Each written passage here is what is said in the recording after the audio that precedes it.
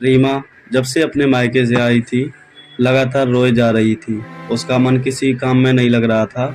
जैसे-तैसे उसने अपने सास-ससुर को खाना बनाकर खिलाया और जल्दी-जल्दी बच्चों को भी खाना खिला दिया और सर दर्द का बहाना करके जाकर अपने कमरे में लेट गई।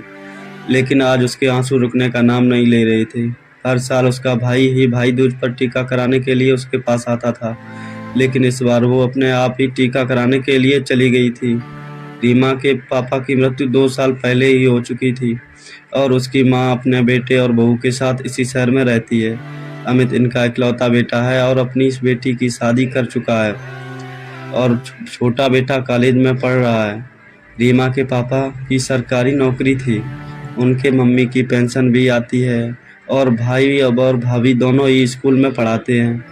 घर में किसी चीज़ की कमी नहीं है। मायका पास में होने के कारण वह अक्सर अपनी माँ से मिलने चली जाती थी, लेकिन कभी भी एक रात के लिए अपने घर नहीं रुकती थी, क्योंकि उसके सास-ससुर भी बीमार रहते हैं और अब बच्चे भी बड़े हो चुके थे, जिनके ट्यूशन चलते रहते हैं, इसीलिए उनका अपने घर रहना तो होता ही नहीं था। लेकिन सप्ताह में एक बार वह अपनी माँ से मिलने ज़रूर जाती थी। आज जैसे ही घर पहुंची तो बाहर अंदर से आई आवाज़ के कारण उसके कदम ठिठक गए। उसकी भाभी माँ से कह रही थी, माँ, हम दीदी को अब भाई दूज पर महंगी साड़ी या महंगा उपहार नहीं दे सकते। हमारा इतना बजट नहीं है, क्योंकि अब हमारी लड़की की भी शादी हो चुकी है और उसके भी खर्चे बहुत बढ़ गए हैं। हमें अपने बच्चों के बारे में भी सोचना पड़ेगा।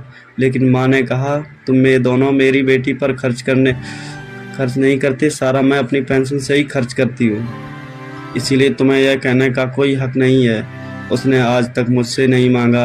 इस पर उसकी भाभी ने कितना कुछ सुना दिया था माँ को। उन्हें मांगने की क्या ज़रूरत है, उन पर तो आप खुले हाथों से खर्च करती हैं और आपसे मिलने भी केवल इस मकान में लालच में ही आती हैं, क्योंकि यह आपके नाम है। बस करो बहू, मेरी बेटी के बारे में गलत सोच रही हो। यहाँ केवल वह मेरी वजह से आती है, क्योंकि मेरे दिल के मरीज होने के कारण उसे भी मेरी चिंता रहती है। आखिर मैं उसकी भाभी माँ हूँ। भाभी की सारी बातों ने रीमा को मन को छलनी कर दिया था, लेकिन ज़्यादा दुख इस बात का था, उसके भैया ने भी भाभी की बातों का कोई विरोध नहीं किया। यह उल्टे पांव वापस लौट जाना चाहता थी, लेकिन उसके भाई ने उसे देख लिया था, इसीलिए वह अंदर चली गई। टीका करने के बाद भाई ने जैसे ही उसे लिफाफा दिया, रुंधे गले से वह इतना ही कह पाई कि भैया, मैं यहाँ कुछ लेने के लिए नहीं आई, अपनी माँ से मिलने आती हूँ। मेरे घर में किसी चीज़ की कोई कमी नहीं है। जब तक मेरी माँ जिंदा है मैं हमेशा आती रहूँगी, क्योंकि आपके साथ साथ माँ की जिम्मेदारी मेरी भी है। बहनें मायके में कुछ लेने नहीं, प्यार बांटने आती हैं। आज जिस जगह माँ खड़ी हूँ, कल आपकी बेटी भी उसी जगह होगी। ज़रा सोच कर देखिए। वो बिना शगुन का लिफाफा लिए आप अपने घर वापस आ जाती है। यूँ तो अपनी गलती पर भाभी ने भी माफ़ी मांगी थी, लेकिन एक गांठ तो हमेशा के लिए पड़ गई थी। वो सब बातें अपने ससुराल में भी नहीं बताना चाहती थी, क्योंकि लड़कियों को ससुराल में अपने मायके की इज्जत भी रखनी पड़ती है।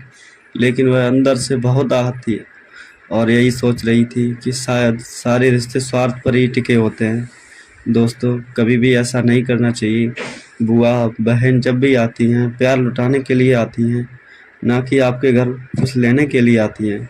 दोस्तों, वीडियो पसंद आया हो तो लाइक शेयर सब्सक्राइब करना ना भूलें। जय हिंद दोस्तों।